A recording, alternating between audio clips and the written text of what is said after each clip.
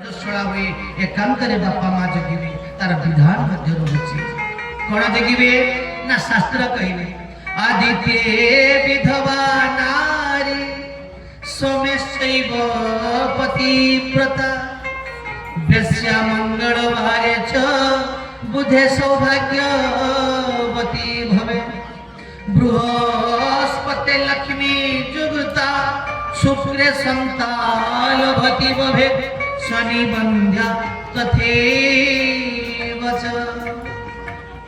माँ माने प्रथम कन्या यदि रविवार रजस्वला हला आदित्य विधवा नारी ताको वैधव दोष लागे सोमेशैव पतिव्रता यदि सोमवार रे हला ताले से पतिव्रता नारी ती हबो वेश्या मंगलवार छ यदि मंगलवार हला ताले चरित्र दोष तार रहिबो बुधे सौभाग्यवती भवे यदि बुधवार हला से सौभाग्यवती हो बृहस्पति लक्ष्मी युक्ता यदि गुरुवार हला से लक्ष्मी युक्ता नारी हो शुक्रे संतालवती भवे यदि शुक्रवार रे हला ताले संतान हानि हो शनि बंध्या तथैव च यदि शनिवार से हुई ताने बंध्या दोष लागिबो बले श्यावर रामचंद्र की अच्छा महामाने कथा कहीं कही थी पाई कहूची आरथर मध्य से कथाटी को मने रखे जे कही थिली प्रकृति रे भाज्या का हाथ कहबा मने रखे जति बाबा माने ताले प्रवचन रो मूल्य कोन रहउची जे हमें कहउथु आपण माने सुनथु सब भूली जाउछन किछि मन रखुना आहा मने को मां माने पचारितले पे लेखि करी देइतिले प्रकृति रे भाज्या का हाथ कहबा ता सहित जे कथा श्रवण करिबा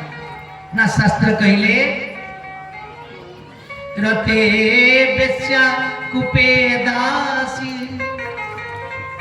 भोजने जननी समा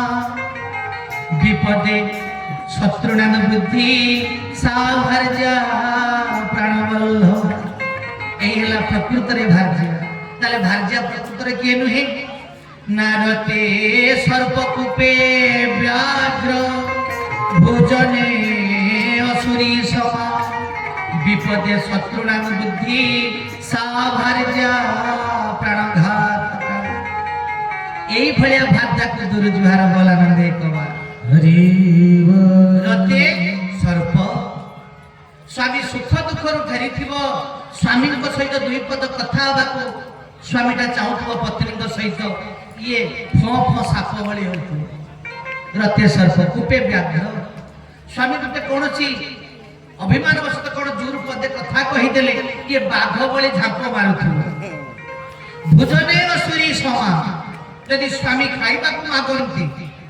भूख लगे कि खाइबा को दियो हे ले खा यदि इमिति दिया जा विपदे शत्रुनाम बुद्धि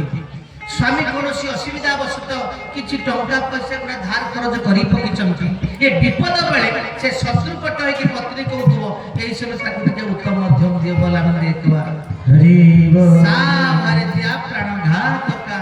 सेई भलिया भार्या को दुरुजुहार ताले प्रकृति रे भार्या की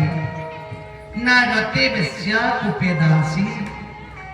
स्वामी सुख दुख रु फेरी थिबो पत्नी को सहित दुई पद कथा बाकु चाहुथबो बेश्या जेमिति किछि पैसा पाई किछि टंका पाई पुरुष पुरुष पाखरे सब किछि अर्पण करि पारे स्वामी को पाखरे पत्नीटा ठीक सीमित होवा दरकार कुपे दासी स्वामी को कोनछि कारण वशत पदे दूर कथा कहि देले दासी भली मतनस्त कहि सही जीवा वाला भोजने जननी समा यदि स्वामी खाइबा को मागंती मातृव जेमिति पिलाटी को ता मां विभिन्न गिले करी दिए खाइबा को ठीक सेमिति स्वामी को विभिन्न जत्न सहकारे खाइबा को दबा दरकार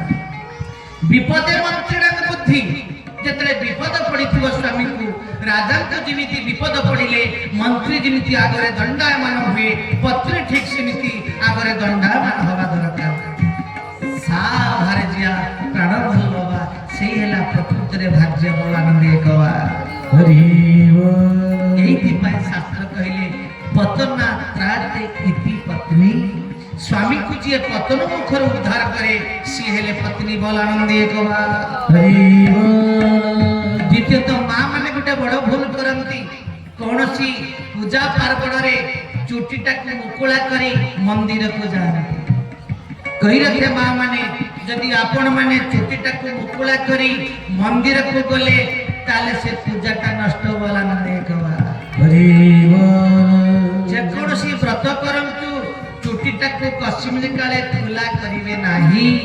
ମଥାରୁ ଯୋଉମାନେ ସଦବା କଶ୍ମୀର କାଳେ ଉଢ଼ଣିଟା ଯେମିତି ତଳକୁ ନ ପଡ଼ିବ ବୋଲା ନା ଦେଖବା।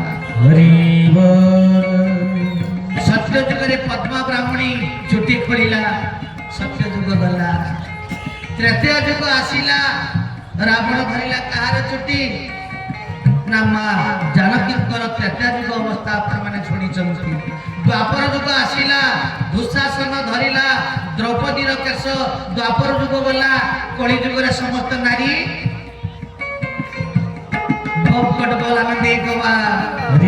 ସୁନ୍ଦର ଭାବରେ ମାଳିକା କହିଲେ କେତେ ବଡ଼ କଥା। ନାରୀ ଯେ କାଟିବେ କେଶ ହଇବେ ପୁରୁଷ ବେଶ, ହାତ ଟେକି କରି କାଠ ଦେଖାଇବେ ସମାଜକୁ ହେବ କ୍ଲେଶ। ଆହା ନାରୀ ଯେ କାଟିବେ କେଶ ହଇବେ ପୁରୁଷ ବେଶ, ହାତ ଟେକି କରି କାଠ ଦେଖାଇବେ ସମାଜକୁ ହେବ କ୍ଲେଶ। ଆହା ସମାଜକୁ ହେବ କ୍ଲେଶ ଯାଇ ସମାଜକୁ ହେବ କ୍ଲେଶ, ସମାଜକୁ ହେବ କ୍ଲେଶ ଯାଇ ସମାଜକୁ ହେବ କ୍ଲେଶ।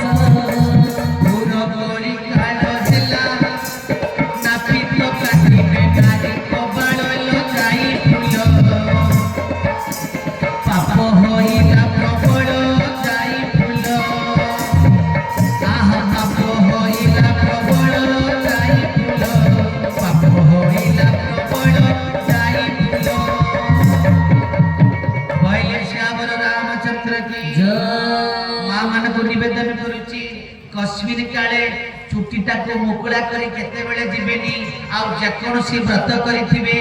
व्रतटा जेतेले उद्यापन हबो सर्वप्रथमे घर को आसी आपण मानकर जो माने गुरु गुरुजन अछंती तांको प्रणाम करिबा सहित जदि स्वामी को प्रणामटा न करूचंती से व्रत मध्य निष्फल बोला आनंद एकवा। हरि बोल कोने शास्त्र जहा कहउचंती किंतु आमे अधिकांश कोन करूचु